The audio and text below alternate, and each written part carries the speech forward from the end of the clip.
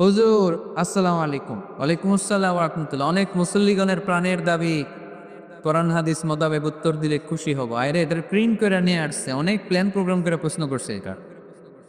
প্রশ্ন নাম্বার 1, প্রজেক্টরের মাধ্যমে বক্তাগণের চেহারা দেখে মহিলাদের ওয়াজ শোনা জায়েজ আছে কিনা? আজকে উত্তর দিয়ে দিব, মিডিয়ার লোকেরা সারা পৃথিবীতে কিলাকিলি লাগাই দিব। আচ্ছা, আপনারা ফতোয়া দেন তো দেখি, প্রজেক্টরের মাধ্যমে যে বোনেরা আজকে ওয়াজ শুনলো এটা জায়েজ আছে কিনা? জায়েজ, এটার পক্ষে কে কে দেখি? হাত নামা।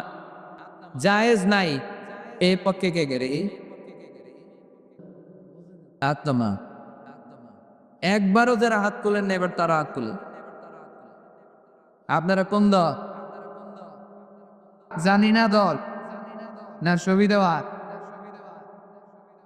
আলহামদুলিল্লাহ, আজকে দেড় দুয়ারে অনেক মুফতিদের সাথে পরিচিত হলাম।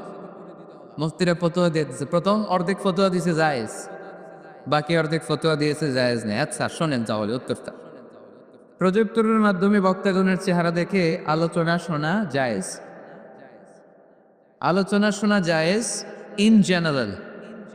প্রশ্ন বুঝে নেন, ভেঙে চুরে বুঝিয়ে দিচ্ছি যাতে প্যাচ না লাগে। ইন জেনারেলি প্রজেক্টরের মাধ্যমে, ইউটিউবের মাধ্যমে বক্তাকে দেখে দেখে ভিডিওতে আলোচনা শোনা জায়েজ আছে। কারণ রাসূলুল্লাহ সাল্লাল্লাহু আলাইহি সাল্লামের সময় মসজিদে নারীরা আসতো, পুরুষরা আসতো, রাসূল সাল্লাল্লাহু আলাইহি সাল্লামকে প্রশ্ন করত, বাজারে নারীরা ব্যবসা বাণিজ্য করত, একে অপরের সাথে কথাবার্তা হতো, এটা জায়েজ। একটা পুরুষ যদি একটা দোকানে যায়, ওখানে নারী ব্যবসায়ী তার সাথে কথা বলতে পারবে, কিনতে পারবে। একটা টেইলার্সের দোকানে যদি কোনো নারী যায় কাপড় কেনার জন্য, সেখানে পুরুষ ব্যবসায়ী তার চেহারার দিকে তাকাতে পারবে, কথা বলতে পারবে, যদি হেজাব পরে থাকে, শুধু ফেসটা খোলা, ফেসটাও ঢেকে রাখলে আরো ভালো। তার মানে পাবলিক প্লেসে নারী পুরুষের জরুরি প্রয়োজনে চাহনি কথাবার্তা, এটা জায়েজ আছে, এটা জায়েজ। তাহলে প্রজেক্টরের মাধ্যমে বক্তাগণের চেহারা দেখে মাহফিল দেখা, এটা জায়েজ। সমস্যা কোথায়? সমস্যা হচ্ছে কোনো নারী যদি কোনো বক্তার চেহারা দেখে অন্য কিছু ফিল করে, সে যদি তার প্রতি আসক্ত হয়, শুধু ওই মহিলার জন্য না জায়েজ। ওই মহিলা ভিডিও দেখতে পারবে না, ওই মহিলা অডিও শুনবে, ওই বক্তার অডিও আলোচনা শুনবে। বক্তার দিকে তাকিয়ে তাকিয়ে বক্তার কথা শুনতে শুনতে যদি বক্তার প্রেমে পড়ে যায়, তাহলে ঝামেলা আছে না নাই? ঝামেলা আছে, এটা যেন না হয়। সে শুধু একজন স্কলার বা টিচার, শিক্ষক মনে করে শিক্ষকের কাছ থেকে কথা শুনতেছে, তাকাচ্ছে বা তাকাচ্ছে না, ওটাতে সমস্যা নাই।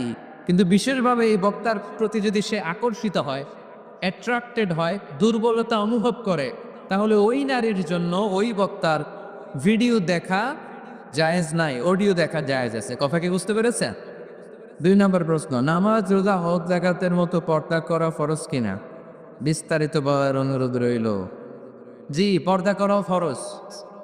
পর্দা করা ফরজ। আমি বোনদেরকে বলি, বোনেরা আপনারা অনেক দামি, দামি জিনিস কেউ খোলা রাখে না, রাখে? আমার যদি 50,000 টাকার একটা বান্ডিল থাকে, আমি কি এদিকে অর্ধেক এদিকে অর্ধেক বাইর করে রাখবো? আমি একবারে ভিতরের পকেটে রাখবো, ঠিক কিনা? আমার যদি হীরা জহরতের কিছু জুয়েলারি বা অর্নামেন্টস থাকে, আমি কি এটা হাতে নিয়ে ঘুরবো? না, একেবারে ঘরের ভিতরে সিন্ধুকের ভিতরে তালা মেরে রাখি। তার মানে যেটার দাম বেশি, মর্যাদা বেশি, ওইটার প্যাকেটও নারীদের মর্যাদা বেশি না কম? এ বেশি। সেফটি সিকিউরিটির জন্য এই পর্দার বিধান আল্লাহ দিয়েছে, আপনাদেরকে কষ্ট দেওয়ার জন্য নয়। এ হেজাব আপনার অহংকার, হেজাব আপনার আভিজাত্যের প্রতীক। আমার বোনেরা যাদের কানে আমার মাইকের আওয়াজ যায়, এ হেজাব আপনার রুচির প্রতীক। আপনি কোন বংশের মেয়ে, কোন রুচির মেয়ে, আপনার পোশাক বলে দিবে, ঠিক কিনা? বোরকা পরা একটা মেয়ে যখন রাস্তা দিয়ে হেঁটে যায়, কত ভদ্র লাগে, কত মায়া লাগে, শ্রদ্ধা আর সম্মানে মাথাটা নিচু হয়ে আসে, ঠিক কিনা? বোরকা পরা মেয়েদেরকে ইফটিজিং করতে দেখছেন? যাদের ওড়নাটাই গলার মধ্যে ঝুলিয়ে রাখে, বুকটা দেখিয়ে রাখে, টাইট ফিটিং জামা পরে এদিক সেদিক ঘুরে বেড়ায়, এরাই সাধারণত পুরুষদের দ্বারা আকৃষ্ট হয়, ইফটিজিং এর শিকার হয়, লাঞ্ছনার শিকার হয়। এখন ঠিক কিনা? এখন পর্দা কতটুকু ফরজ?